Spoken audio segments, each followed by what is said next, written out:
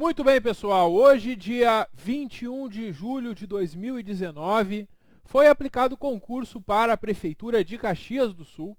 Eu recebi aqui uma das provas de legislação aplicadas hoje. Vou mostrar para vocês, então, como que foi essa prova e qual é o gabarito preliminar aqui, extraoficial, na verdade, antes de sair o gabarito da própria Banca Legale. Peço desculpa para vocês pela qualidade da imagem, porque são fotos de provas, mas dá para entender bem como que foi cobrada a questão. Pessoal, a questão 21, ela mostra um novo formato de prova da Legale, e é muito importante ter cuidado com isso, porque a Legale em outros concursos não vinha utilizando em legislação esse sistema. Que sistema é esse? Ela traz aqui na questão 5 assertivas, como vocês podem perceber, e pede para marcar no final não quais estão corretas, e sim quantas estão corretas. Então ela não quer necessariamente que tu saiba qual que está certa ou qual que está errada, mas sim a quantidade de questões corretas. Olha só, quantos dos itens acima estão corretos? E aí, a resposta nessa questão vai ser a letra D. Apenas 4 deles estão corretos. Por que isso? A questão ela trouxe o que está no artigo 9º e artigo 10º da norma que trata do município de Caxias do Sul, e lá nós temos as bases fundamentais da ação municipal naquela lei complementar. E tem uma que está errada, o equilíbrio. Eles colocaram aqui na questão, na quarta, dissonância entre receita e despesa. Não, o que se busca é o equilíbrio entre receita e despesa. É isso que nós temos aqui no artigo 10, inciso 4, da Lei Complementar do município de Caxias do Sul, que trata da organização da Prefeitura de Caxias do Sul. Então, o nosso primeiro gabarito é letra D. Essa questão 21, ela traz 4 alternativas corretas. Apenas a quarta que estava incorreta, porque não é dissonância, sim equilíbrio. Bom, a próxima questão que eu tenho aqui, a questão 22, ela é uma questão sobre improbidade administrativa, a Lei 8429 de 92. E na Lei 8429, nós temos 3 tipos de atos de improbidade principais, que causa enriquecimento ilícito, está no artigo 9º, que causa prejuízo ao erário, está no artigo 10º, que atenta contra princípios da administração, está no artigo 11º. E essa questão aqui, ela traz uma situação que começa com o verbo realizar, e no nosso material, para quem fez o nosso curso, eu destaquei os verbos que nos levam para um ou outro tipo de improbidade. Realizar a operação sem observar as normas legais. Quando alguém realiza uma operação sem observar as normas legais, essa pessoa está ganhando algo com isso? Não sei, mas não parece, porque não mostra em nenhum momento ela recebendo, se apropriando. Então, enriquecimento ilícito não vai ser a nossa resposta. É crime de representação? Isso nem existe na lei de improbidade. Não existe isso, então não poderia ser a resposta.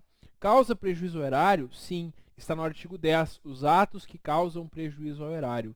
Essa é a nossa resposta, a letra C. Não atenta contra os princípios, que os princípios estão no artigo 11. E declaração de bens não tem nada a ver com essa situação. Então, na questão 22, o nosso gabarito vai ser letra C, conforme artigo 10, inciso 6, da Lei 8429 de 92.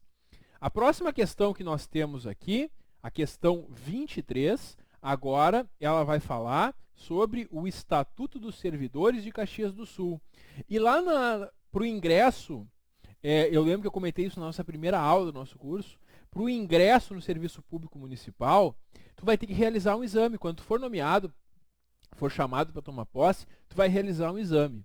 Esse exame médico, ele vai ter uma validade por 90 dias. Então a letra D vai ser o gabarito na questão 23. Esses 90 dias estão previstos no artigo 7º, parágrafo 1º, ali do Estatuto dos Servidores de Caxias do Sul, certo?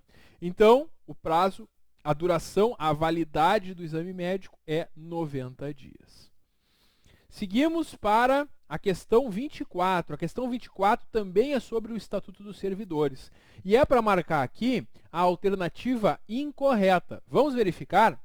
Pode dar posse mediante procuração. Sim, a posse pode ser por procuração. Essa está correta. Não haverá posse nos casos de provimento por nomeação? Claro que haverá, porque a gente sabe como é que funciona quando tu passa no concurso. Tu vai ser nomeado, aí tu tem um prazo para tomar posse e depois um prazo para entrar em exercício. E por que a banca afirmou que não haverá posse na nomeação? Porque a lei diz o contrário. A lei diz, o Estatuto dos Servidores diz, que aqui em Caxias do Sul só haverá posse após a nomeação. Nas outras formas de provimento, como reintegração, reversão, recondução, o servidor não toma posse de novo, porque ele já tomou posse quando ele ingressou. Então, posse é só na nomeação. Essa letra B é a incorreta. Eles pedem nessa questão para marcar a incorreta. Então, a letra B vai ser o nosso gabarito. A letra C apresenta corretamente os prazos de posse. 15 dias, prorrogável por mais 15. A letra D está correta também, apresentando a situação da autorização para que o servidor possa se afastar do exercício. E a letra E está correta, porque a promoção não interrompe o exercício. Quando tu é promovido, tu não vai parar de trabalhar e começar de novo. Não, só vai mudar o cargo. Então, nessa questão, essas são as nossas respostas. A letra A está certa, conforme o artigo 17, parágrafo 3º. A B está errada, e isso por causa do que dispõe o artigo 20. A letra C está certa, traz o prazo de posse previsto no artigo 17, parágrafo 1º. A letra D traz o artigo 25 e a letra E trouxe a regra do artigo 22, parágrafo 2º. Então, na questão 24, letra B é o gabarito. Na questão 25, a gente tem ali uma questão sobre o estágio probatório, o decreto do estágio probatório. E lá no estágio probatório tem elementos para classificar, para avaliar o servidor. Ele pode, como a gente viu na aula, ter um resultado insatisfatório, regular, bom ou muito bom. Excelente não existe lá. E ele pedia para marcar justamente o que não está lá. Então a resposta é excelente. Quem fez o nosso curso lembrou desse quadro. Lembra que a gente montou esse quadro?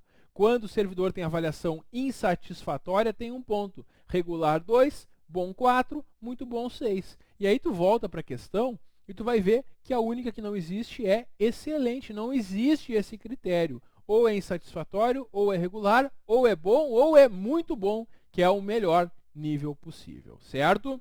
Então essa é a resposta da questão 25. Eram só 5 questões de legislação. Essa prova que eu recebi foi para o cargo de motorista, mas é possível que alguns outros cargos também tenham tido essas mesmas questões na parte de legislação, certo? Uma boa sorte e até a próxima.